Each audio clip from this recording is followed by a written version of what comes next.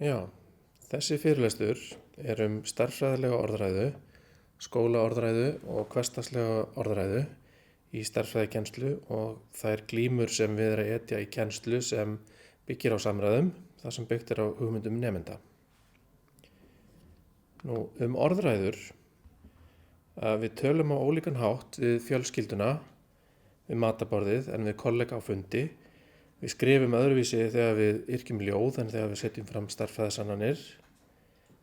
Orðræða er hugtak sem notað til þess að tala svona ólíkar gerðir af samskiptum sem fel í sér tiltölulega skýr mörk milli hópa þó að það séu auðvitað ekki algjörlega skýr mörk á milli hópa og við tilhörum öll mörgum svona orðræðusamfélögum.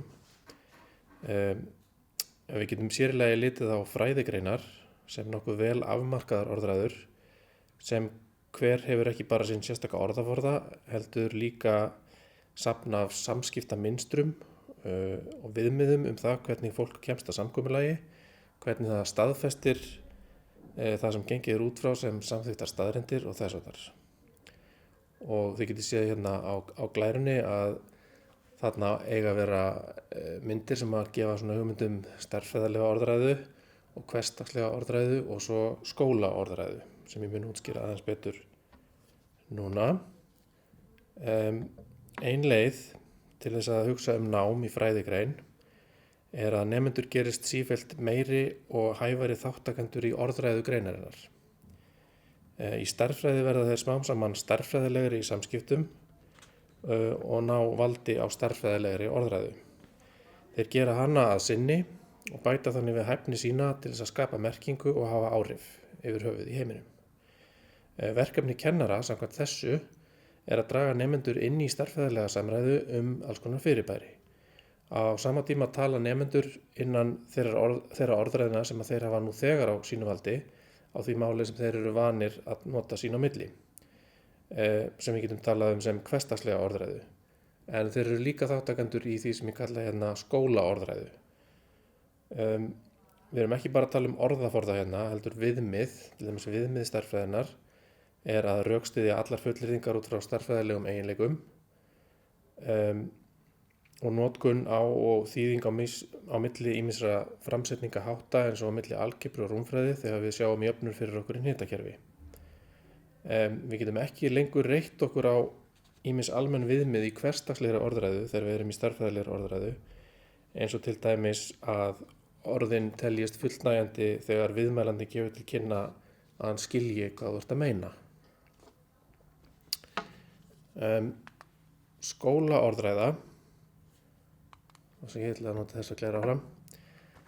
Skólaorðræða er orðræðan sem er stöðu og gengi nemenda innan skólastofnunarinnar, skyldur hans og réttindi í því samhengi. Og þá er ég að meina svona tal skilafresti, mætingar, það hvort að kennarar séu strangir eða ekki, tala einkunnir og áfangar sem þarf að ná. Þessi orðræða kemur mjög oft inn í samræður í skólastofunni, í kennslunni, til dæmis þekkja flestir kennarar spurningar eins og kemur þetta á prófi eða jafnvel bara er þetta rétt. Spurningin er þetta rétt getur snúist inntak en oftar snýst kannski bara það að geta haldið áfram og vera búin að fylla inn í eitthvað form.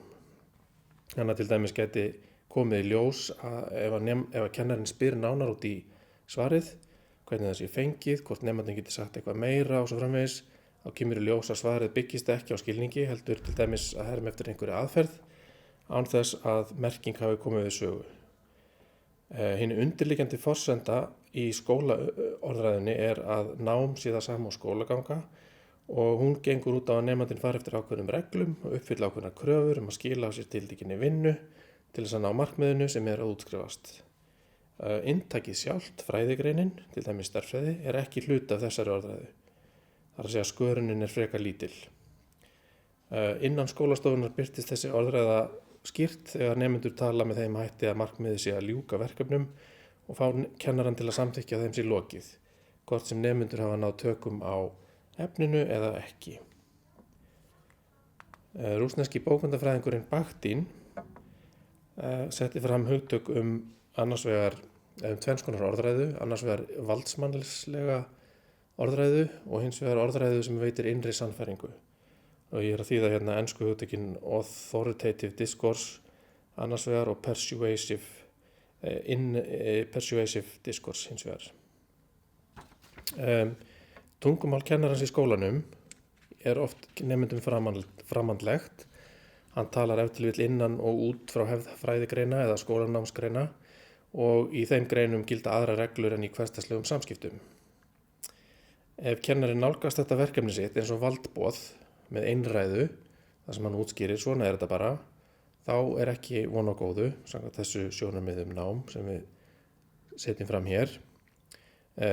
Slík orðræða verður líklega til þess að halda áfram að vera nemendum framandleg. Hún verður þeim með öðrum orðum ekki sannfærandi.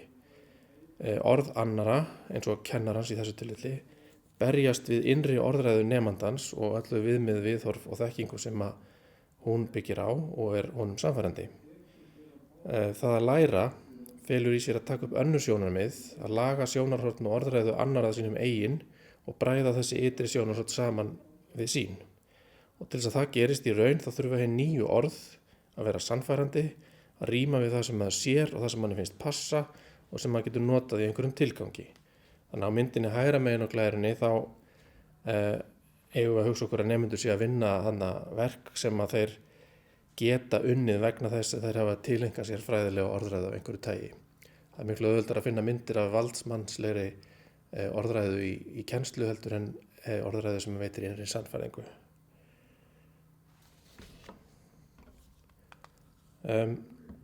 Nemendur og kennari skilja hlutina ofta ekki með sama hætti. Þetta bæði við inntakið sjálft en ekki síður tilgang þess sem verið að gera. Og ég ætla nú að sýna nokkur dæmi þetta úr kennslustundum sem ég tók upp á myndbönd í íslenskum framhaldsskóla. Nemendur eru almennt á fyrsta ári eða hafa kannski verið lengur í framhaldsskóla en ekki náð árangri stærðfræði á þessu stigi. Kennslan gengur að miklu leyti út á samræður og það að fá nemendur til þess að reyna að lýsa fyrirbærum aðstæðum, fyrst með sínum eigin orðum og svo smám saman á stærðfræðilegri hátt. Og hugmyndin að þannig eiga þær að koma smám saman inn í orðræðu stærðfræðinnar. Hér sjáum við kennara eða höndin á kennaranum. Kennarinn að útskýra hallatölu beinna línu. Hann hreyfir fingurinn til hægri og niður eftir línunni sem hann hefur varpað upp á skjávarpa og hann talar þarna að labba til hægri og niður. Nú í stærðfræðilegri orðræðu eins og í kennslubókum og þess að ekki labbað eða gengið og í raun og veru formlega heldur ekki talað hægri og vinstri eða jafnvel upp og niður gröf eða talnalínur. Þó það sé samt oft gert vegna þess að x-ás oftast teiknaði þannig að tölurnar hækka til hægri, það vaxandi áttin. Þegar meðlimur í orðræðu samfélagi stærðfræðinnar lýsir gröfum, þá grípur hann oft til svona orðalags, en hann kann líka túlka þetta orðalag yfir í stærðfræðilegra form sem að sést þarna á bláa svæðinu. Kennarinn að reyna að nálgast nemendur með hversdagslegri orðræðu að útskýra á mannamáli eins og sagt Vandinn að nemendur þurfa að komast inn í stærðfræðilegu orðræðuna vegna þess að það innan hennar sem fullkomin tök nást á hugtökunum.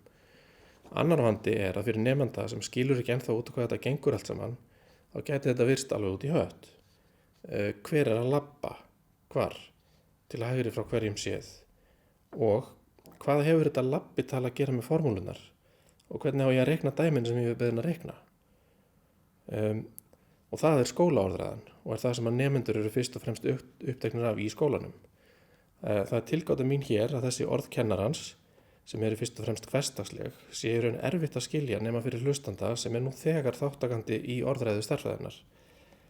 Hann veit að í raun kennarinn að meina eitthvað stærðfræðilegt frekar en hversdagslegt, þar sé að hann að tala stærðfræði en hann ekki að tala labbitúr. Annað dæmi. Hér dæmi frá því að nemendur voru að leysa verkefni í GeoGebru. Hér eru nemendur að svara spurningunni hvað þeir getur sagt ef hallatalan væri jákvæð. Kennarinn hefur haft í huga svar eins og að þá væri grafið vaxandi eða eitthvað í þáttina.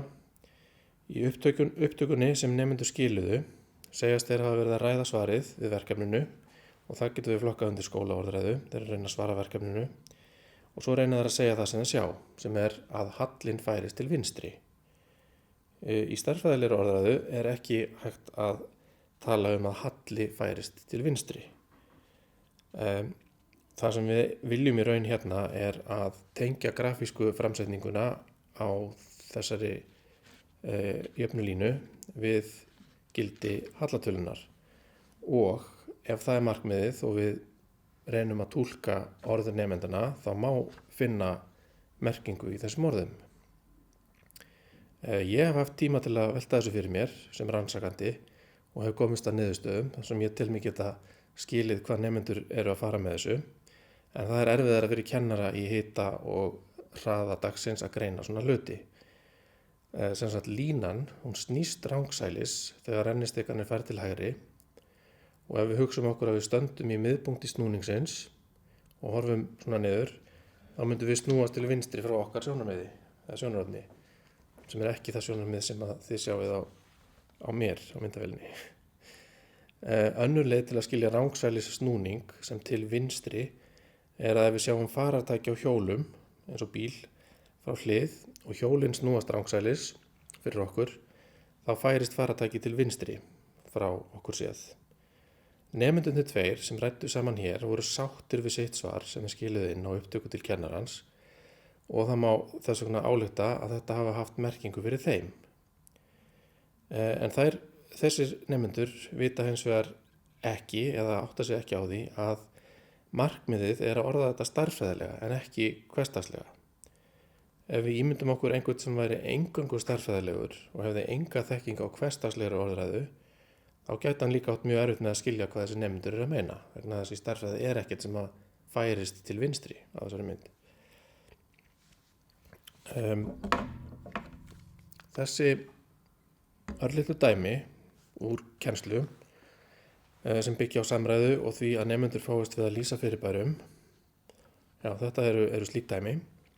Hugmyndin er að stærðfræðilega orðræða verði þeim sannfærandi tæki til þess að lýsa hlutum með nákvæmum hætti, og við sjáum að þetta er erfitt vegna þess að það er í fyrsta lagi freistandi fyrir kennarann og kannski nauðsynlegt líka að útskýra á mannamáli, það er að segja með hversdagslegri orðræðu, á meðan markmiðið er í raun og veru að taka upp nákvæma og fræðilega stærðfræðilega orðræðu.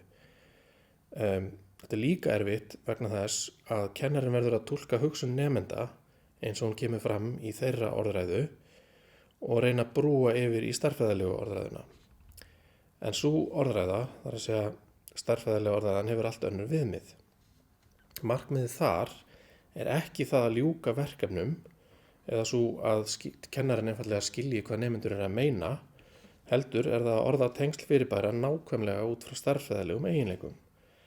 Til þess að skapa þörf fyrir stærðfræðilega orðræðu og gera hana sannfærandi þurfa nemendur að reka sig á það að hversdagslega orðræðan dugar ekki til.